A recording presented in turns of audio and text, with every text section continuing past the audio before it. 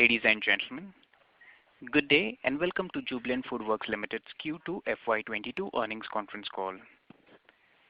As a reminder, all participant lines will be in listen-only mode, and there will be an opportunity for you to ask questions after the presentation concludes. Should you need assistance during the conference call, please signal an operator by pressing star, then 0 on your touchtone phone. Please note that this conference is being recorded. I now hand the conference over to Mr. Deepak Jajodia from Jubilant FoodWorks India. Thank you, and over to you, sir. Thank you, and welcome to Jubilant FoodWorks Q2 FY22 earnings conference call for investor and analyst. We are joined today by senior members of the management team, including our chairman, Mr. Shyam Bhartia, our co-chairman, Mr. Hari Bhartia, our CEO, Mr. Pratik Pota, our CFO, Mr. Ashish Goenka, and our group CFO, Mr. Arvind Chokhani. We will commence with key thoughts from Mr. Hari Bhartia.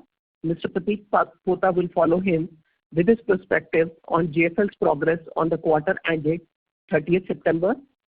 After the opening remarks from the management, the forum will be open for the questions and answers. As you may be aware, on 30th September, we announced our intention to increase our shareholding in DP Eurasia through a reverse book build process. Investors wishing to ask questions in relation to this should note that as the reverse book build remains open to the shareholders of DP Eurasia, we are unable to comment further on this matter. We would request you to refer to our publicly available announcement in this regard.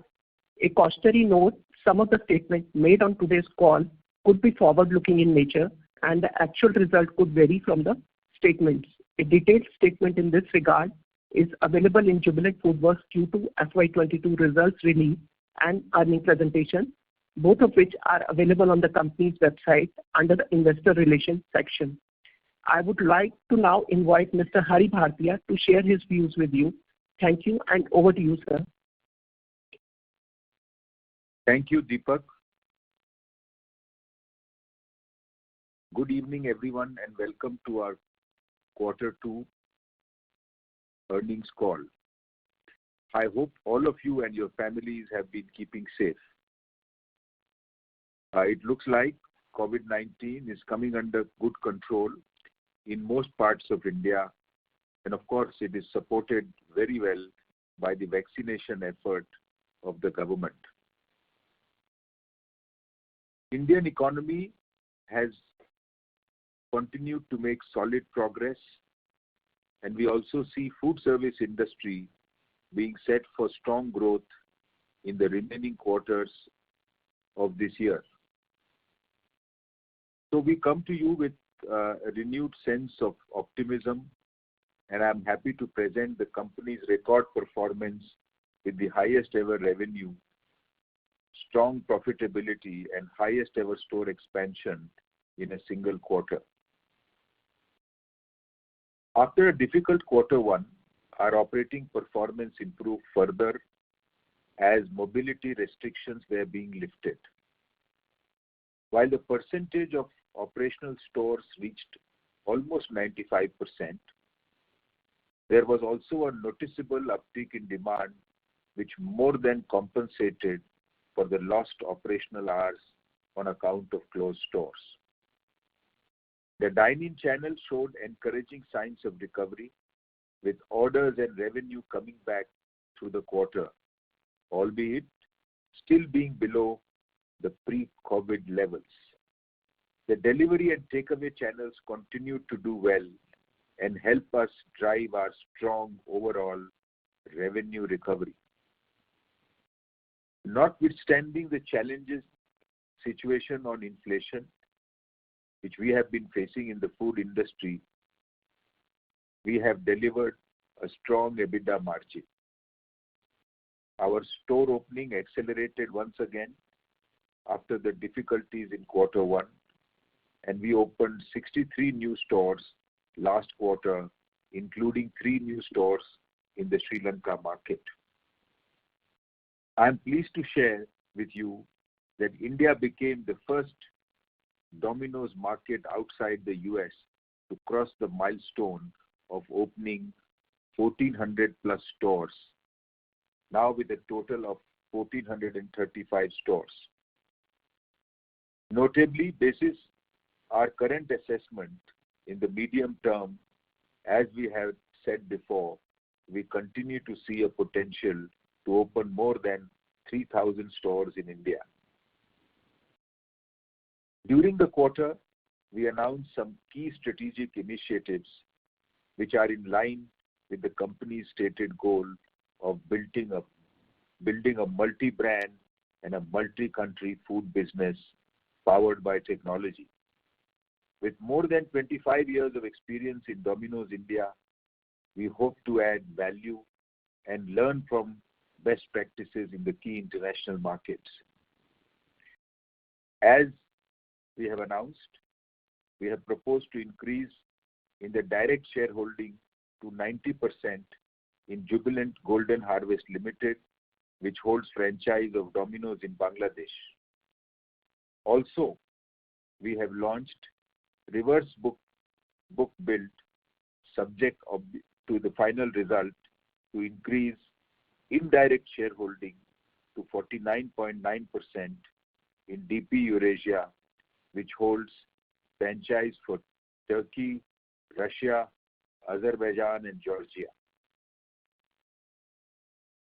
We at Jubilant continue to see strong potential for growth in all our international markets. Overall, we were happy with our all-round performance last quarter. Moving forward, we are excited about the future growth prospects and will continue to invest judiciously in what will become the future drivers of growth. With this, I would now like to invite our CEO, Pratik Pota, to continue this discussion by sharing his perspective and insights. Thank you, Mr. Bhatia. Good evening, everyone, and thank you for joining us on the call today. I'm pleased to share our results for Q2 FY22. We reported a very strong quarter.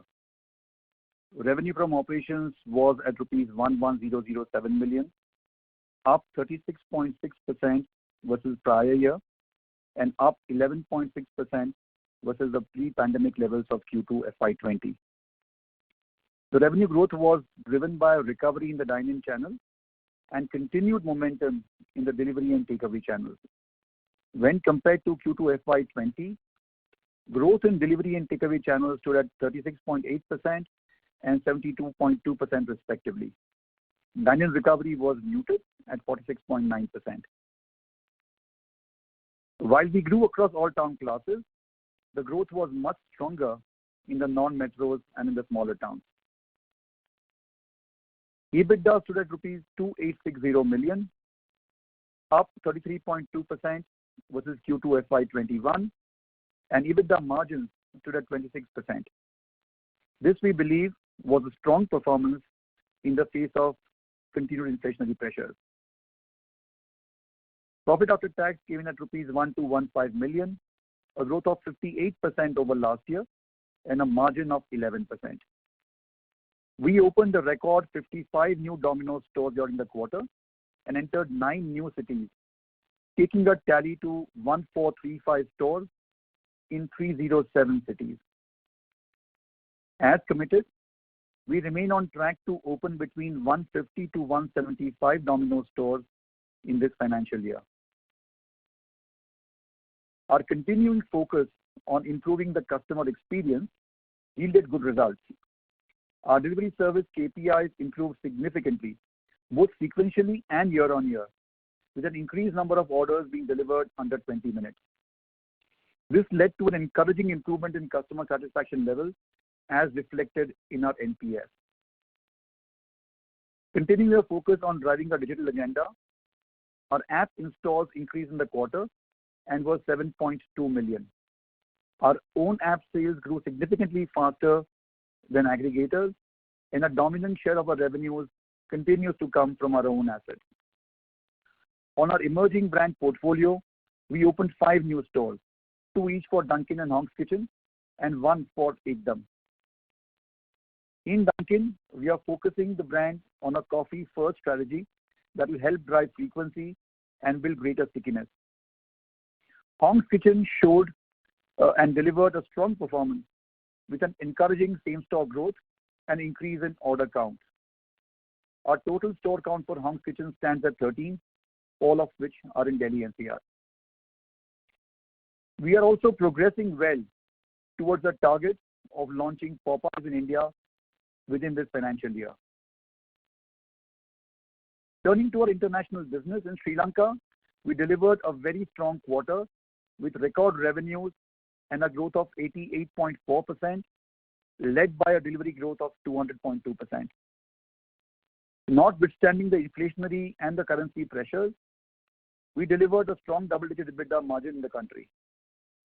Our OLO contribution in Sri Lanka increased significantly from 26.6% last year to 63.9% last quarter. We also opened 3 new stores during the quarter, taking the total network count in Sri Lanka up to 31. In Bangladesh too, our performance was extremely encouraging. We delivered a growth of 33.3% on the back of delivery growth of 82.1%. During the quarter, as you're aware, we initiated the process of increasing our shareholding in Jubilant Golden Harvest Limited to 90%. The Bangladesh market has low QSR penetration and tremendous promise, and we are confident that we are well placed to lead and participate in this category growth. Looking ahead, we believe that the food service category, driven by the growth of the organized sector, the growing preference for trusted brands, and increased omnichannel adoption, is entering an exciting period of innovation, market making, and sustained growth. JFL is extremely well placed to lead in this exciting phase of growth with its broad-based strategy articulated earlier. And we are confident of growing into a strong multi-brand, multi-country food business powered by technology and thereby creating value for all our stakeholders. With that, I would like to call upon the moderator to open the floor for the Q&A session. Thank you. Thank you very much. We will now begin the question and answer session. Anyone who wishes to ask a question may press star and 1 on their touchtone telephone. If you wish to remove yourself from the question queue, you may press star and 2. Participants are requested to use handsets while asking a question. Ladies and gentlemen, we will wait for a moment while the question queue assembles. The first question is from the line of Abneesh Roy from Edelweiss. Please go ahead. Yes, sir. Congrats. My first question is on the store expansion. Will it be fair to say that now the upper limit is more likely, given in the last 4 quarters, 3 quarters have seen 50 to 55 store openings. First half has already seen 75 stores, and with normalcy coming, will it not be fair to say that 175 also can get reached?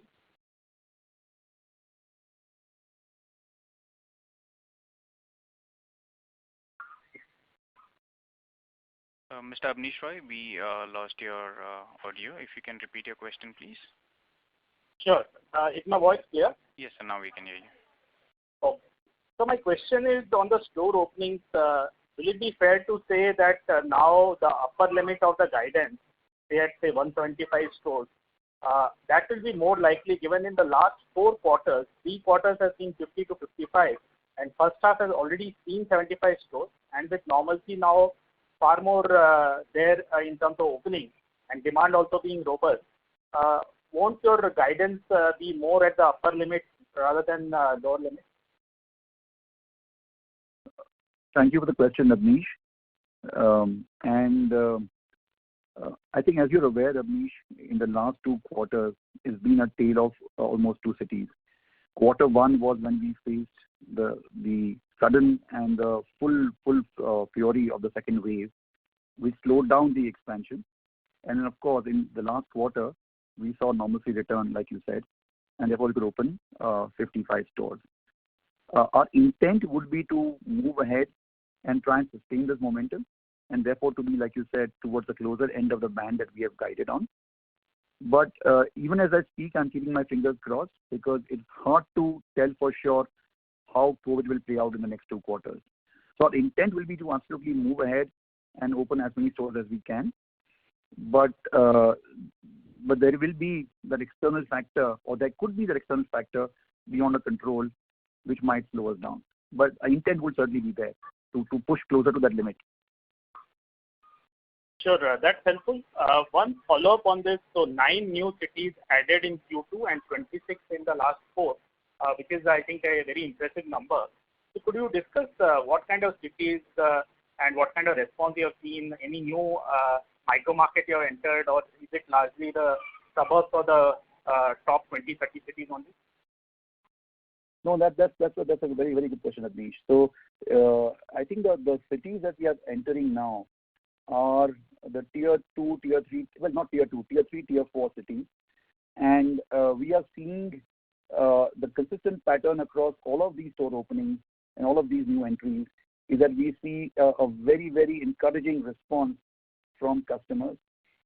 We see across all channels, delivery, dine-in, and takeaway, a very clear adoption and very clear acceptance of Domino's. And as you can imagine, in all of these markets, there is universal brand awareness, and people are typically waiting for the brand to make an entry.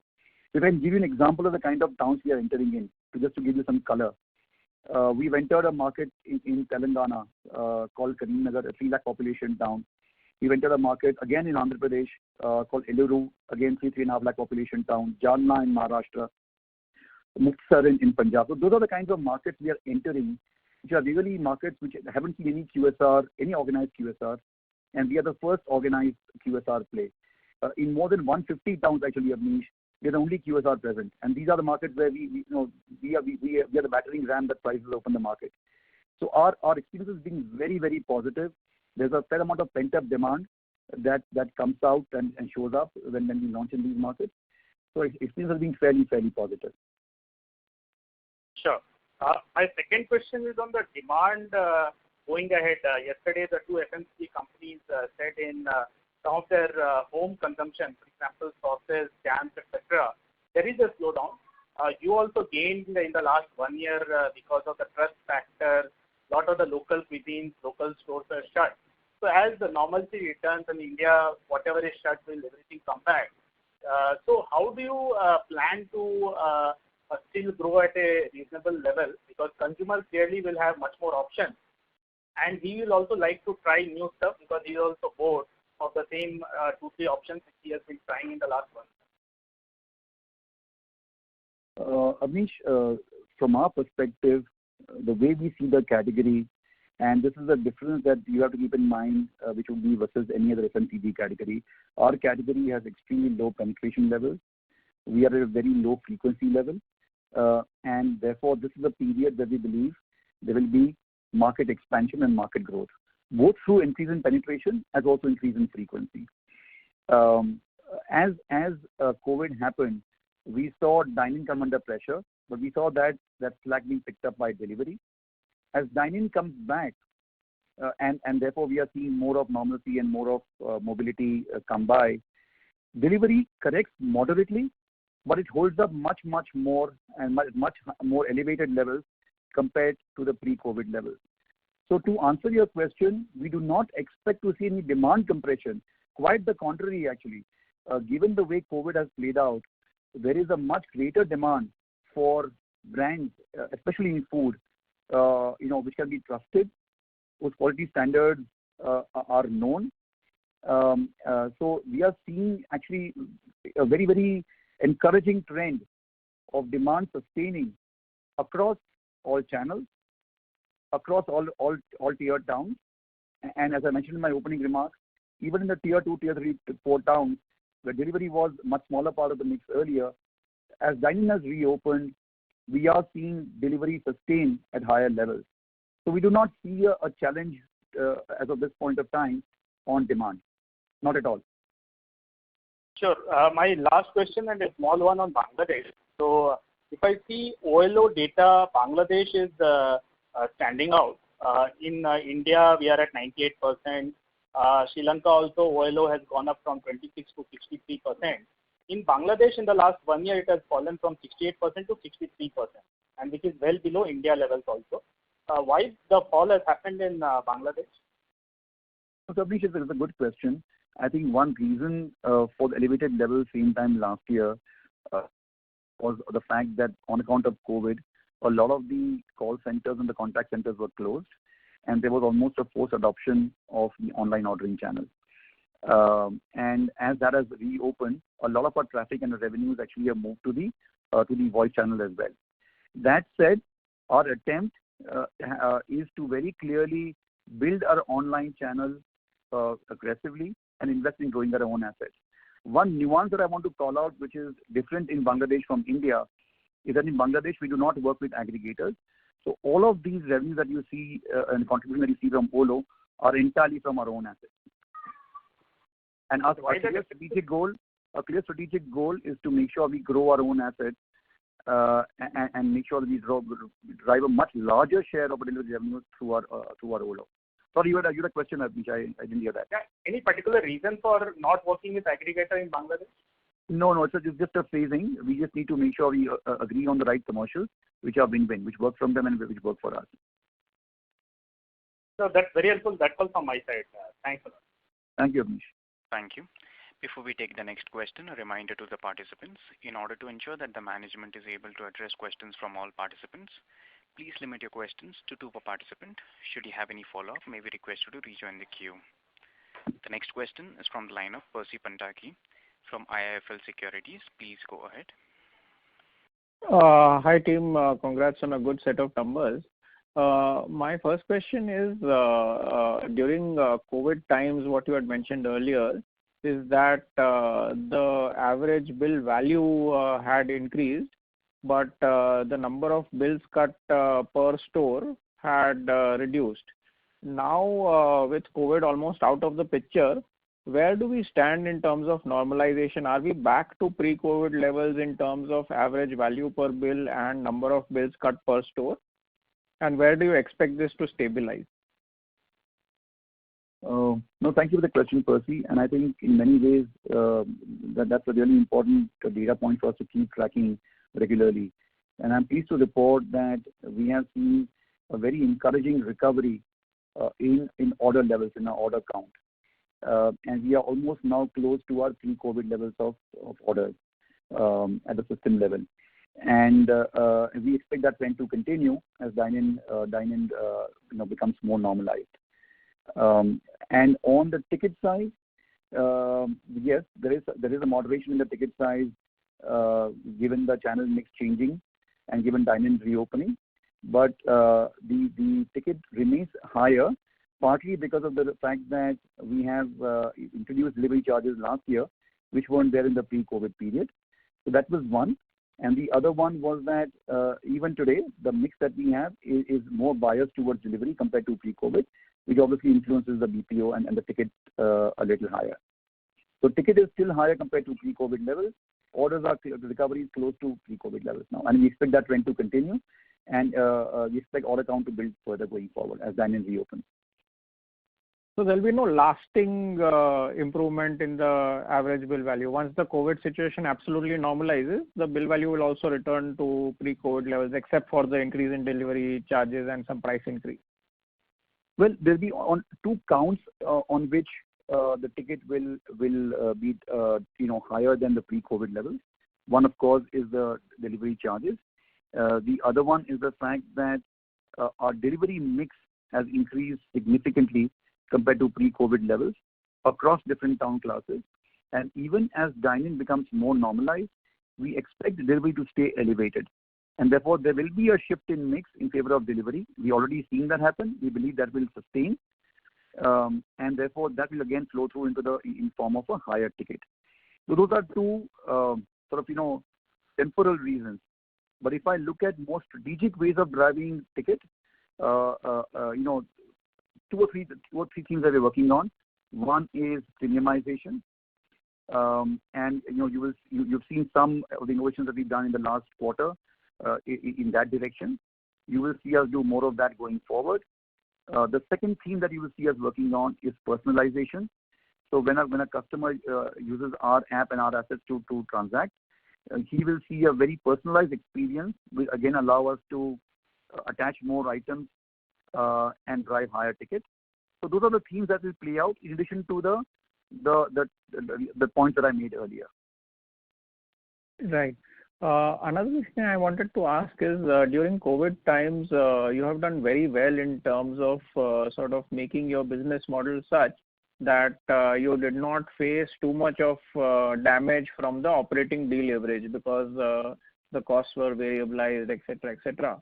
Now, assuming that COVID is behind us and we see a ramp up in sales and same-store sales growth, which is now like close to 0 on a 2% CAGR, let's say that ramps up to a 5-7% kind of number in the near future. Is there any way we can get operating leverage on our margins, or now that the business model has changed, we should not expect operating leverage to come into the margins?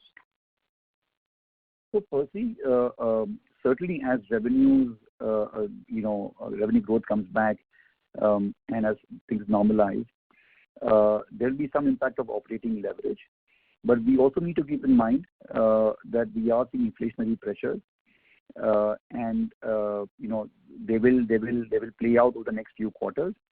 While there is some moderation in this quarter compared to the previous quarter, but it's hard to have a prognosis on how inflation trends will play out in the next few quarters. But there could be some headwinds there. Number one. Number two, we'll clearly need to make investments in driving improved customer experience, in driving better product quality and service quality, and of course we need to invest in driving our digital and our technology experience. So between operating leverage coming our way and some of these investment stroke costs, it's hard to tell where margins will end up. But obviously the attempt will be to make sure we deliver robust and sustainable EBITDA margins going forward. Okay, that's all from me. Thanks and all the best. Thank you, Percy. Thank you. The next question is from the line of Chirag Shah from CLSA. Please go ahead. Yeah, hi. Good evening and thanks for taking my question. My question was on the cumulative app downloads, right? So in the last year, hello. So sorry to interrupt. If you can take the phone off speaker, please. Yeah, my phone is off the speaker. Am I audible? Is it better now? Yes. Okay. So the question was on the cumulative app downloads. In the last year, we have seen a very impressive app downloads with practically 27-28 million additions to the cumulative downloads, practically a 65% growth. Just trying to understand this a little bit better. What is the consumer engagement strategy once the consumer app is downloaded? Are these gross or net downloads? And I'm not sure how many of these downloads are active and transacting users. Just your thoughts on the same. And at what stage do we start data analytics once the app is downloaded, please? No, thank you, Chirag. Thank you for the question. I think I heard most of it. Let me respond, and if I miss anything out, please feel free to ask a follow-up question. Sure. So yes, we have seen a significant increase in the last 1 year on our app downloads and our app installs, and that's because over the last 5 to 6 quarters, we have very deliberately and very consciously increased both the quantity and the quality of our performance marketing spend. We have driven a higher traffic, higher downloads, and that's showing up the numbers that you talked about. What is very encouraging is that the app installs are leading to a very clear and a very encouraging increase in monthly active users, and within that, in the transacting users. So there is a very clear flow through. The numbers that you see reported there to respond to your question are gross numbers. There are some uninstalls, but the very encouraging part is that we are seeing a month-on-month sustained increase in both the active and the transacting users. Our engagement with people who download our app starts pretty much on the first day through a welcome message and then we make sure that we walk them through a very clear life cycle to get them to transact first, and having transacted first, we walk them through into building that frequency. So there is a very clear playbook defined by the marketing team on guiding the customers through their life cycle and through their life stage to make sure that we get as many customers as we can to be becoming high frequency customers with a high lifetime value. Sure. Just one follow-up question that I had on the volume numbers that you mentioned, right? So if I look at the system-wide sales today for this quarter, it is up 11% over Q2 FY20 levels, right? Now, since FY20, we have had an introduction of delivery fees, some increase on the delivery fees that we did recently for the fuel cost pass-through, which should be reflecting in this 11% growth number. So in that context, how should we think of volume growth during this period, right? You mentioned about higher tickets that we have had for the stores, but the 11% number, does that add up to that higher volume numbers? No, so Chirag, it goes back to the question that was asked, I think, by Percy earlier.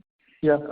I think so our recovery has been driven during the COVID period more by the strengthening of the ticket, which compensated partially for the drop in the volume or the order count.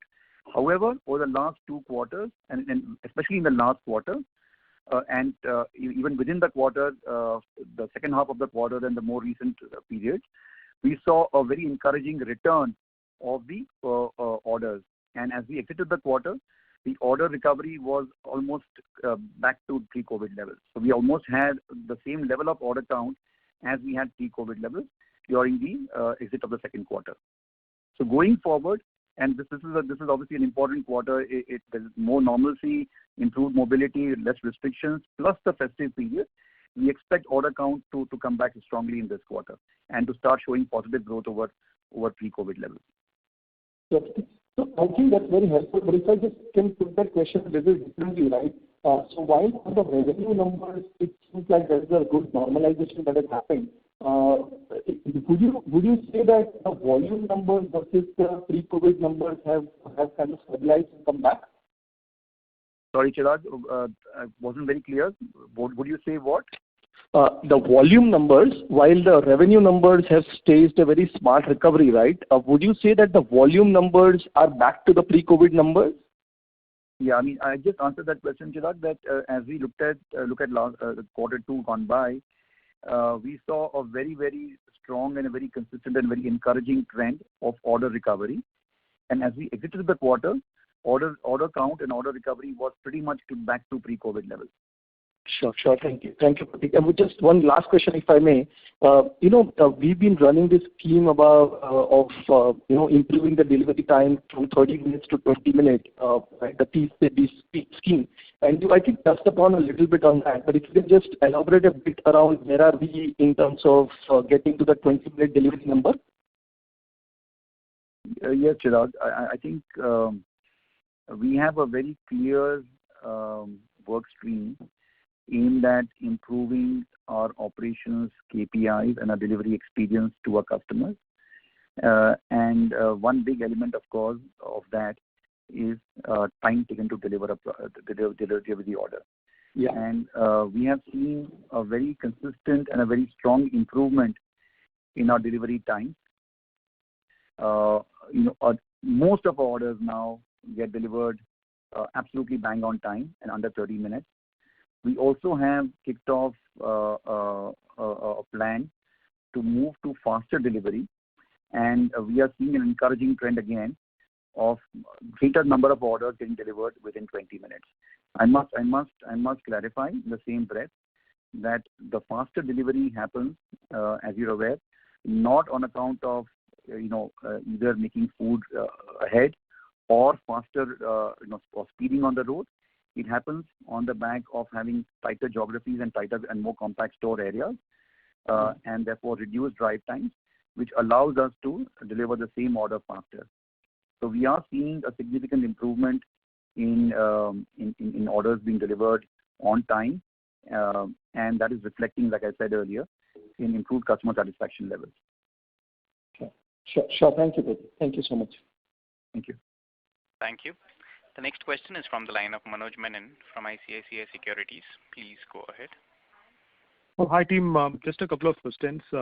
One, when I look at the expansion thought process which you have, which is broadly about 10% on the base, and also observing that there are many other QSR brands who are also looking to expand at the same time. When I look at the history, this is probably the first time when almost every, I would say, entrenched or known brand, would be looking to expand at the same time. I also understand that there is a tailwind of the market opportunity, which is probably visible in many other, foods and food services, business. Just trying to understand from your point of view, how are you looking at it? This is not about FY22. This is also about FY23 and 24, just about the medium term. How do you look at the expansion opportunity? Because it can also result in a situation of significant, let's say what happened with our company itself 5 years back of, maybe expanding a little more than required, at a particular point in time. No, thank you, Manoj. If I am able to sort of understand your question, you are referring to potentially competitive intensity increasing with all other QSRs also expanding faster. If I can respond to that, I think we are at a stage of evolution in the category, Manoj, as you know, where the more innovation that comes by and that consumers see, the more will be the adoption, the trial and adoption of the category across towns. We have very low penetration as the QSR segment. We have our frequency of consumption of non-homemade food is very low compared to even neighboring markets and peer markets in Asia. So the headroom for growth is tremendous. And I think the more activity and the more innovation that consumers see, the better it will be in driving category creation and category building. So we do not expect to see any headwinds or any challenges on account of these activities and these entrants. And you're aware, Manoj, that we have an extremely well-developed playbook when it comes to dealing with competition, and you saw that on vivid display in FY19 and FY20, when there was possibly the most intense of competitive headwinds that we saw from aggregators, and in the midst of those competitive headwinds, Domino's was able to not only hold but also grow market share. So we believe that the category opportunity is what we need to keep in mind. We need to be aware of what's happening in the competitive space, but our focus needs to be firmly on the consumer and on the changing consumer behavior and the changing consumer expectations. So many of the things that we're investing behind, for example, faster delivery, for example, digital, for example, premium products, are exactly towards those changing consumer expectations and trends. So as long as we focus on the consumer and make sure that we are delighting her and delighting him at every moment of truth, I don't think we need to worry about the competitive headwinds. If, in any case, like I said, those are good for the category and good for category creation. Thank you, Prateek. Actually, because I was actually looking for this sort of confidence, because I remember again 5 years back, the narrative of at least amongst majority of consensus about maybe in sell side, about Swiggy Zomato being a disruptor versus this is actually a tailwind. I do remember that we were probably the minority at that time, so yeah, understood. So I just trying to understand whether the same playbook I can apply even today. Thank you for that. The second question, or rather the sub question here actually is that when I look at the number of cities which you are present in currently versus the number of cities which the two, which is only two left now actually, which is Swiggy and Zomato, are present. While 9 new cities is a welcome number. Is it not underwhelming? I mean, you at like around 200 odd, cities versus they at 500 plus. I mean, I understand that you are a QSR and kind of, they are, maybe addressing a very different market out there. But also, even when I do look at Swiggy and Zomato very closely as an analyst, kind of, so that look, they also rely a lot on the hero restaurants, right? I mean, so in that context, how do I think about your expansion, kind of, because it seems that you're still prioritizing expansion in the larger existing cities versus the entering new cities.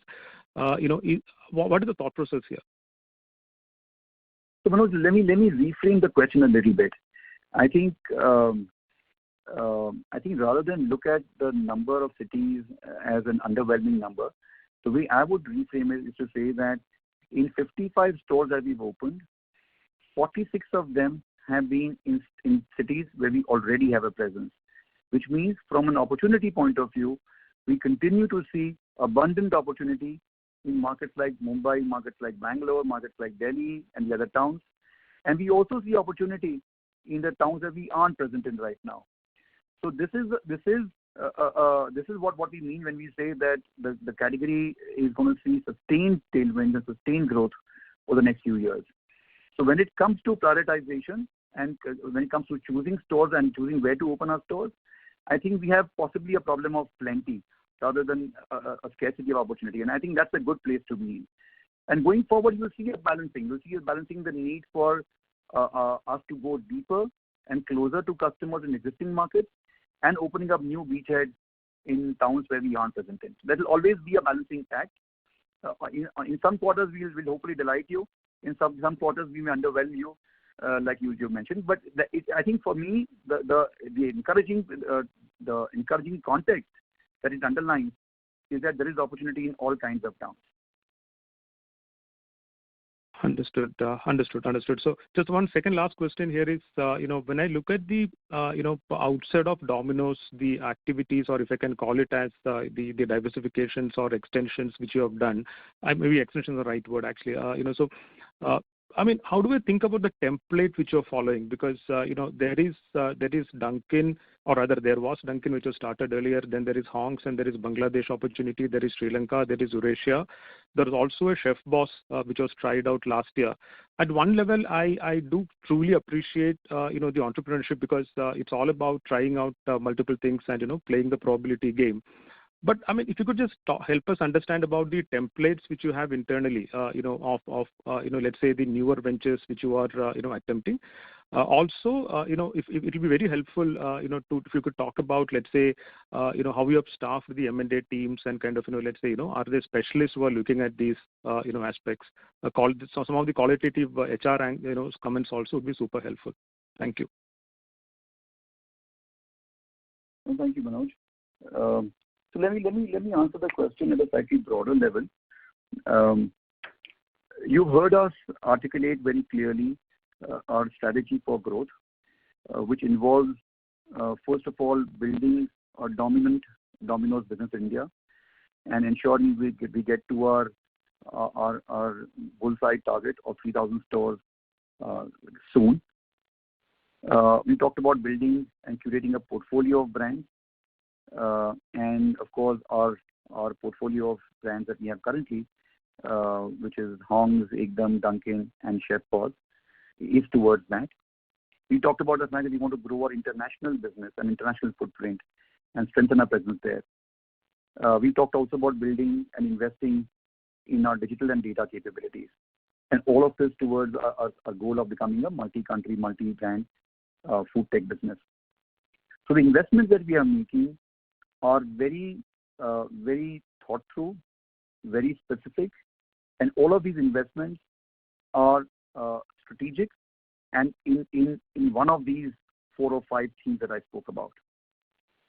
Our capital allocation strategy is very clear and based on what we expect to see as strategic returns in the future. And of course, the board has complete oversight on this. There's a lot of debate and discussion when we look at new opportunities. And we decide only those which we see to be clear strategic fits for us as a business. And of course, you're aware that we've got a very strong balance sheet, and we have strong cash reserves. We don't have debt, and therefore we are fairly confident, Manoj, of being able to invest behind these strategic growth drivers as we deem necessary. We have a team, a small team, but a dedicated team that is focused on looking at these opportunities. Many come up for discussion. Many of them get passed over, and only a few get into the shortlist and get into a point where we believe that there is merit in going ahead.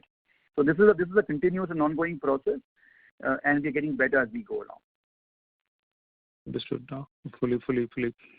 Thank you, sir. All the very best, and good luck. Thank you. Thank you, Manoj. Thank you. The next question is from the line of Vivek Maheshwari from Jefferies India. Please go ahead. Hi, good evening, everyone. I hope I'm audible. Yes, you. Great. Thank you. So, continuing from the earlier one, I also have a similar question because, I have attended obviously your conference calls over the years, and I'm seeing increasingly, focus on multi-brand, multi-country. Now, multi-brand is still an experiment. It's a low, investment. You can experiment with a few stores, etc. But multi-country, although you have answered in the earlier, to the earlier response, in your earlier response, but my simple question is, do you have a target, let's say, of the revenues or of the total capital employed, how much could be deployed overseas? Because that's one big concern that we keep hearing from a lot of investors, and, you should draw parallel to a lot of FMCG companies or even for that matter, telecom company, etc. The experience has been very tough, either because of country risk, political risk, or currency risk, and so on and so forth. Can you just give any number in terms of target beyond which you will not take your overseas business to? Vivek, rather than give a target, let me give you one sense of comfort and one commitment that nothing that we do will lead to us under-investing in growing the Domino's business in India. We are very, very excited with the potential that Domino's has in the country. We are nowhere close to our 3,000 store target that we see very clearly in a line of sight. We see opportunity, as I mentioned earlier, both in existing towns where we want to get closer to our customers, deliver faster, as also in markets where we don't have a presence yet. There are 700 towns in this country with more than 1 lakh population. We are present in more than just about 300 of them. So there is a huge runway to grow the Domino's business in India, and we are completely cognizant of that. So even as we focus and even as we go out and build a multi-brand, multi-country portfolio, our priority will remain on ensuring that we invest and grow the Domino's business in India. That's something we will not dilute our focus on. Sure. I mean, that completely we understand. The only thing is, if you can still guide something like, what the overseas capital employed, beyond a particular percentage you are not looking at, or revenues, anything that you have on that front will be really helpful. Maybe not today, but in future, if you can, give some insights into that, I think investment world will, particularly appreciate that bit, because that is one key question we keep getting from investors, that, the fact that, where the valuations of the stock are, it's for the India business premium. It's not for what you try to do overseas. No, Vivek, thank you. If I can, Pratik, if I could just add here. Of course, we'll give you a sense of that how much capital we will employ in the international business. But what you have seen is our first expansion was in the Domino's brand in the adjacent market, which was in Sri Lanka and Bangladesh. And I think the results are quite encouraging for us. We see as we stated earlier, we see a potential of about 150 stores immediately in the next 2 to 3 years. And our investment in BP Eurasia also was because it was a dominant brand in Domino's. Now, what do we bring in? We bring in our learnings from India into these markets, the investment that we are making in technology, in product development, in supply chain. Some of them can be quite well applied in these international markets also. So we are leveraging that. So our focus on international growth is more around our experience in Domino's. And let me tell you, Domino's, whichever country that it has operated in, it has created huge value for the investors as well as for the operators who are doing it. And because of its huge strength, being good in food technology as well as leader in delivery. And I think these two things continue to be very important. So our international growth is, as you probably have seen, is purely around the strength in Domino's. Got it. Thank you for the insights. My second question is, Prateek, on two cost heads. One is the material cost, or let's say gross margins, and the second is employee cost. In both, is it fair to assume that the next couple of quarters will see reasonable inflation? At least on the manpower side, that's what our checks are suggesting. So can you comment on both gross margins as well as employee cost? No, sure, Vivek. I'll answer the question and request Ashish to add. So on gross margins, what you see be reflected in the P&L is the impact of food inflation and commodity inflation, mitigated by the price increase that we took earlier this year, and productivity. We saw inflation trend play out versus same time last year on all commodities, on dairy, on oil, on packaging, etc. Versus quarter one last year, quarter one of this year rather, sequentially, we saw some moderation on dairy prices, which helped mitigate the continued inflationary pressures in oils and packaging, etc. So going forward, again, it's a function of how inflation will play out, but we expect dairy to be moderate. And as you know, Vivek, in our business, dairy has a huge salience to cost. So we expect dairy to be mitigating the inflation that we are seeing in the other commodities. So that will be something that will help mitigate the impact. Ashish, do you want to come in on the gross margins here before I go to the personal cost? Yeah, Prateek, you're right. And as we have been doing in the past, we will continue to drive productivity across lines, and especially on feed costs, we'll continue to drive our food wastage down, and that should also help us cushion the impact of any inflationary headwind that we are facing. Got it. Thank you. So on your question, Vivek, on the personnel cost, the personnel cost that you see there reflect in the P&L is the sum total of accumulation of a few broad themes. The first one is that we brought in a very sharp focus on manpower productivity, and we saw an improvement, especially in delivery productivity, over the last few quarters and in the last quarter in particular. The second theme that's showing up there is the increased deployment of business associates in our delivery fleet, a delivery manpower, these are basically gig employees, and the costs of the gig employees get booked in the manufacturing and other expenses cost line. So they don't show up in the personnel cost line. And I'll talk about the cumulative impact in just a minute. There's also obviously the impact versus last year of operating leverage. And there is some cost impact, as you can imagine, of the annual increases and increments. So what you see reflect there in the P&L is a sum total of all of these themes. Now, even if I look at the personnel cost, including gig and normal employees, there was a significant productivity versus the same time last year and versus quarter one. We do not expect, certainly there will be some increase in the manpower requirement in Q3, given the festive period, but we do not expect to see a material headwind on personnel costs. Ashish, over to you. No, I think you have covered it well, Prateek. I totally agree with what you said, that we would probably continue to see these levels because most of the inflationary impact, particularly on personnel costs, have already been factored in this quarter, and we should see it sustain at the current levels. Got it. Thank you very much. This is useful. Wish you all the best. Thank you, Vivek. Thanks. Thank you. The next question is from the line of Avi Mehta from Macquarie. Please go ahead. Yeah. Hi, sir. So I actually had a different question from what the earlier participant Vivek asked. You called out that inflation is kind of coming off. You highlighted that employee costs are under control, productivity. Would that not mean that from a margin point of view, things should only kind of rise from current level? This is probably the bottom.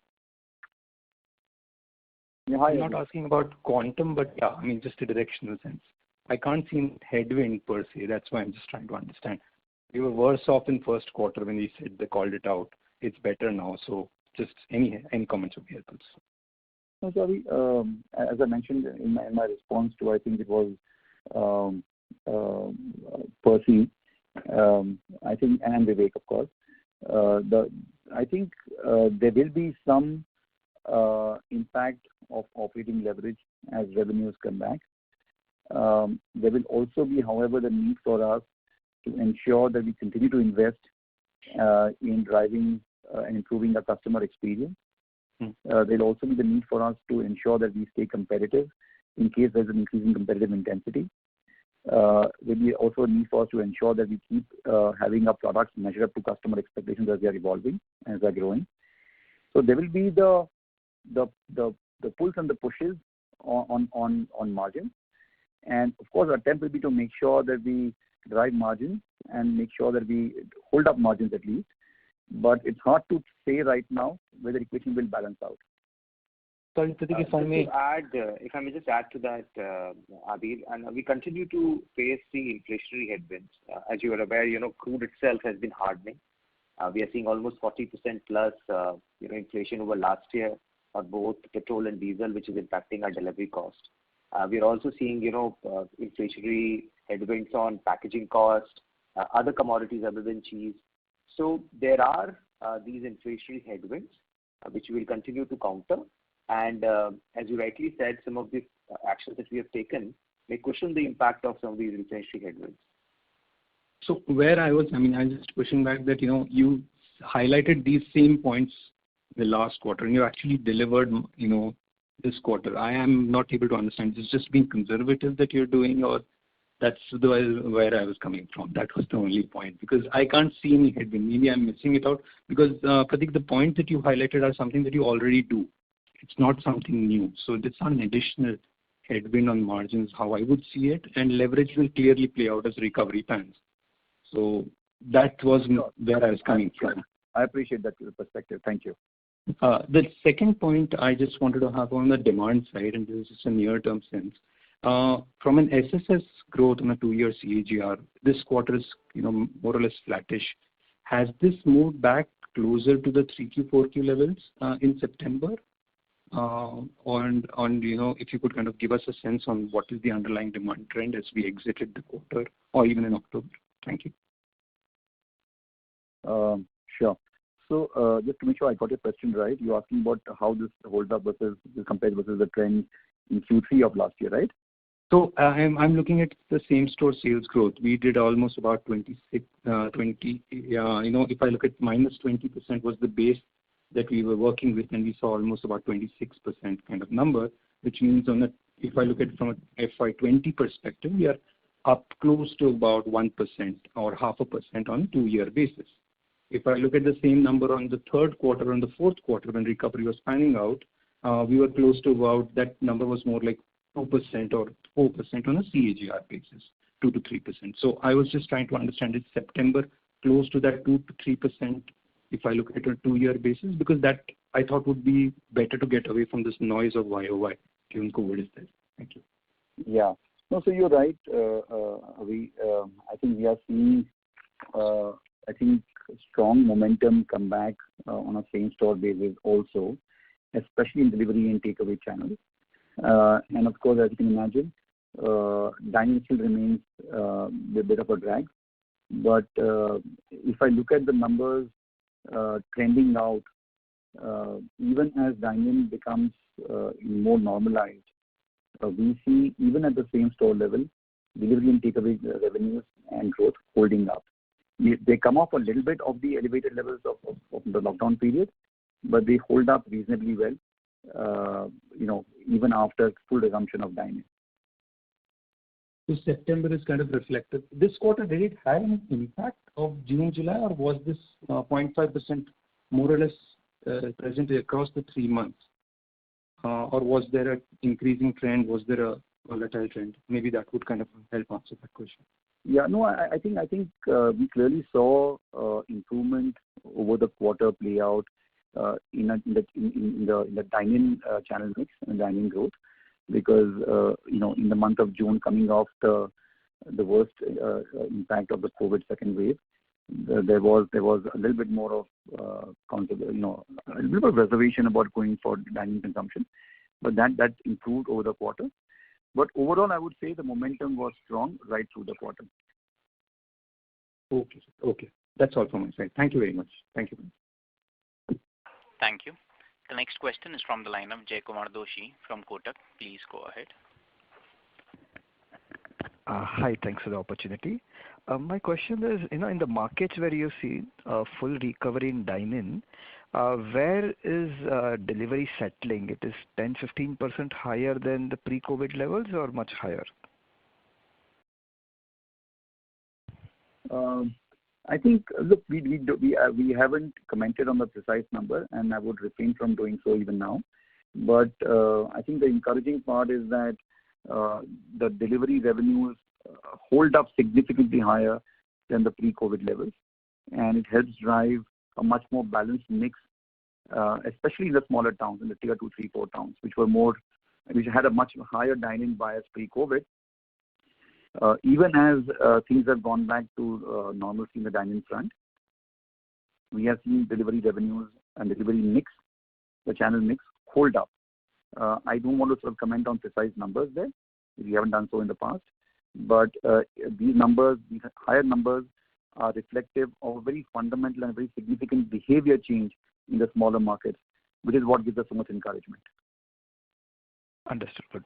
Would you be able to give us some color on the roadmap or scale up of Hong's Kitchen from here on? I think in the recent conversation you indicated you're quite confident of the format and model, and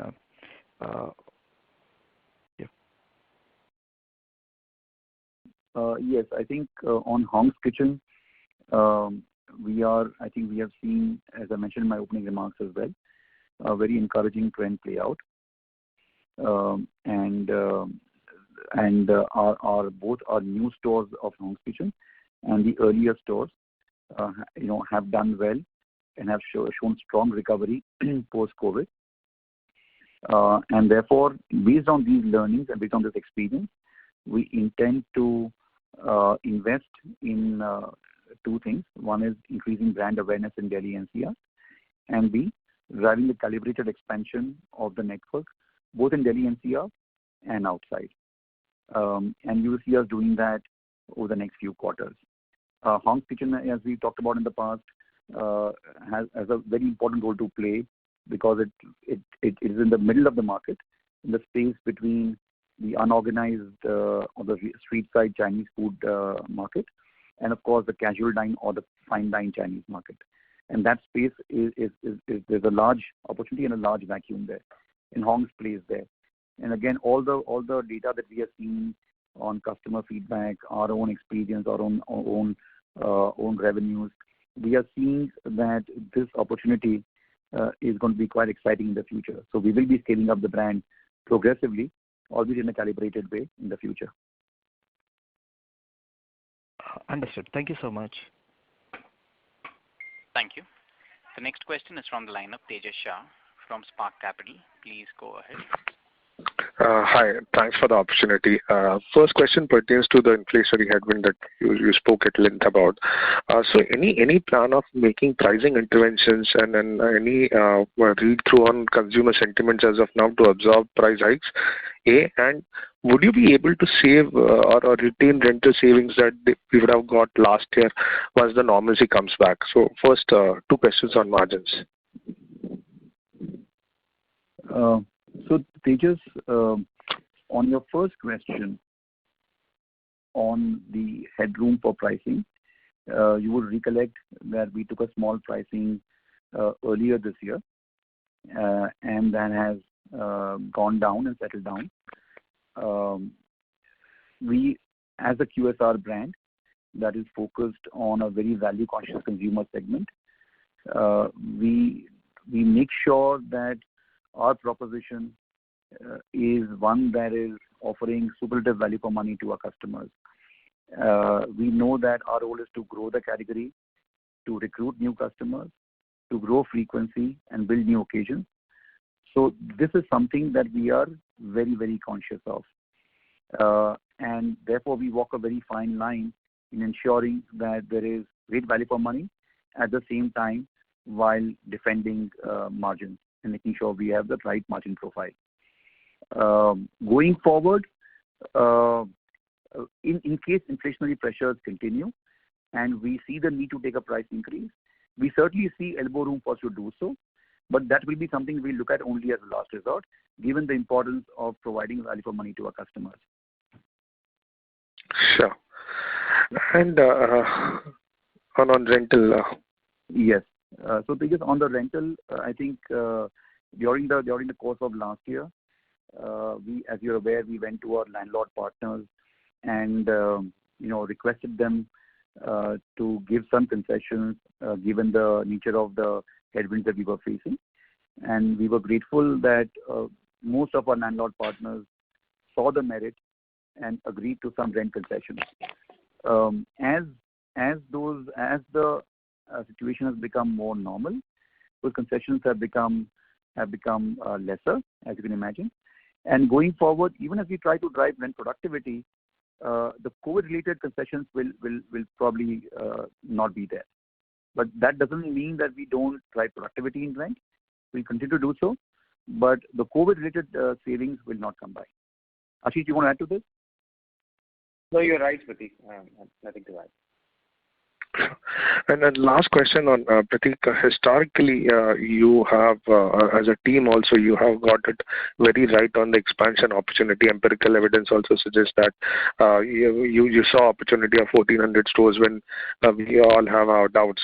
And now when you actually guide for 3,000 stores, and when we step back and look at the other retail formats and lifestyle part of the consumption basket, at current count, you are already the largest penetrated single brand retail network in the country. In fact, I would believe 50 stores more than Bata now.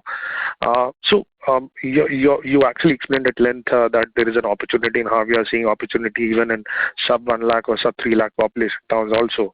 But when we see the size of opportunity some of those other categories have, which is 30,000-40,000 crore category, and still they are not able to make a case for more than 1,400-1,500 stores. And when we see our category size, pizza in particular, Domino's, or the cuisine that it is catering to, somewhere the size of the market and the penetration that we are going for does not add up. So just wanted your insights on the same. So Tejas, I'm afraid I cannot presume to speak for the other categories and other brands. I can certainly speak for what we see, and we see. तुम्ही ज्या व्यक्तीशी बोलत आहात त्याने तुमच्या कॉलला होल्डवर ठेवला आहे. Hello. Yeah, sorry.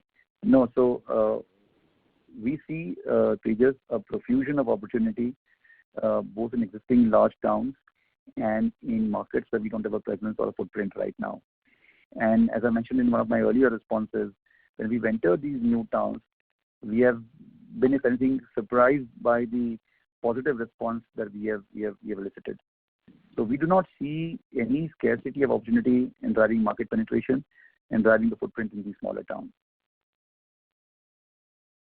Yeah, that's very helpful. Thanks and all the best. Thank you. Thank you. The next question is from the line of Nishit Rathi from CWC. Please go ahead. I'm sorry. Who's the question from? I couldn't hear that. Nishit Rathi. Nishit, yeah. Thank you. Hi, Prateek. Congrats on a great quarter. Just wanted to get your thoughts. I think if I heard it right, you said you feel confident on not only advertising for Hongs, but also taking Hongs outside Delhi NCR. Did I get that right? Nishit, so yes, on Hongs, having now built a reasonably strong footprint in Delhi NCR, we would like to invest in building brand awareness and driving trials. That's stage one. And in stage two, yes, we will be taking the brand in a calibrated way outside of Delhi NCR into new markets. So just little bit more color out there, Pratik, because this is very heartening to hear, because the biggest challenge that we always faced in Hongs was, we always knew the market was there, and you were looking to crack A, the unit economics, B, the ability to replicate the taste and the offering across different things, right? Because it was a very manpower intensive kind of a business, and you wanted to get it extremely right before you kind of really do that. So is it fair to assume that you're broadly there, and now it's just a matter of just finding the right locations and replicating it across? So Nishit, I would say certainly we made very encouraging progress on addressing the issues that we encountered early in the Hong's Kitchen journey. That is in terms of ensuring food consistency, ensuring that we have as much of de-skilling done in the stores as possible, ensuring that we have the right unit economics, like you said. So we have made very, very encouraging progress, and that's what gives us the confidence to move ahead. I would still say that there is room for us to get even better, but certainly we've had our share of learnings over the last year and a half. Pratik, can I push my luck? Would you share any kind of number, because this is an extremely exciting opportunity? Would you like to share any kind of numbers? Maybe not now, maybe 3 years out, something that you will be disappointed not seeing Hong's doing. No, Nishit, I'm not surprised you're pushing your luck, knowing you. But I'm sorry, Nishit, we cannot share numbers. I totally understand, Pratik. I think all the best, and we are delighted. Thanks a lot. Thank you, Nishit. Thank you. Ladies and gentlemen, we will take one last question from the line of Aditya Gupta from Goldman Sachs. Please go ahead. Hi, good evening. Just back on the recovery path for dine-in and delivery. So just doing some back of the envelope math from the numbers you've given out on the slide deck. Is the delivery sales on a quarter-on-quarter basis largely flattish, and the improvement that we have seen on the top line mostly driven by dine-in sales, or is there something I'm missing over here? No, so Aditya, I think, look, quarter-on-quarter trends in absolute revenues, they are sometimes not reflective of the entire story because of 2 or 3 reasons. One is, of course, seasonality in our category. B, what we have seen in the last few quarters in terms of the COVID impact. So it would be unfair and I think incorrect, more appropriately, to sort of call out the absolute numbers of delivery or any channel performance for the last few quarters. But I think the underlying theme, which is what you're hearing us call out, I think that's important. It's important to acknowledge that, which is that we are seeing delivery momentum sustain. We are not seeing delivery let up, except for a minor correction, even as dine-in resumes. We are seeing small towns embrace delivery much more strongly than what they did pre-COVID. We are seeing behavior change happen. We are seeing consumers embrace delivery takeaway even as dine-in comes back. We are seeing consumers embrace online methods of ordering, including using our own app. So there is a very fundamental structural shift that we believe is happening in the category. And the numbers may or may not reflect that given the noise that I spoke about earlier. But I think we are seeing a behavior which is fundamentally different from what we had pre-COVID. There is certainly much greater adoption of delivery, absolutely clearly and unambiguously. Got it, helpful. And then the last bit on competitive intensity. I think you called out last quarter that there was some increase in competitive intensity, and then so what are we looking at now and ahead of the festive season? Do you think the competitive intensity is rather benign, or are you expecting a pickup in that ahead of the festive season? So Aditya, I think the competitive intensity that we are seeing is nothing out of the ordinary and nothing that we believe is cause for concern. This is the normal intensity that you see in any business. And like I said earlier, I think some competition is good. In fact, any competition is good because it helps us drive excitement in the category, stoke demand, and drive more and more trials, and therefore more and more category creation. So this and given the fact that this is festive period, there will be more intensity and more activities from various QSR players, I think, which is great news for the category, and we are not deterred by it. Got it. And if I may squeeze in one more, I think on the delivery charge with fuel costs going up significantly, is that a number you guys plan to tinker around with, or is that a fixed kind of a number on a per order value now, the way it has been segregated now, or would that number keep changing as and when fuel costs change? Aditya, as you're aware, we took a small increase in delivery charges earlier this year. And that was partly to compensate for the increase that we saw in fuel and the overall cost inflation. I think we are comfortable with the charges are positioned right now, and we do not feel the need to make any changes, at least in the immediate future. Got it. That was very helpful. Have a good rest of the evening. Thank you, Aditya. Thank you. I would now like to hand the conference over to the management for the closing comments. No, thank you. Thank you so much. I wanted to sort of call out and appreciate the fact that all of you have taken time out to join from the call today. And I know that there were a variety of questions, and I really hope that you will to answer most of them. In case you have any follow-up questions or any clarifications that you would need, please feel free to reach out to Deepak or to our investor relations team, and we'll be happy to respond. Thank you. Have a good day and week, and in advance, wish you very happy Diwali. Thank you. Ladies and gentlemen, on behalf of Jubilant FoodWorks Limited, that concludes this conference call. Thank you all for joining us, and you may now disconnect your lines.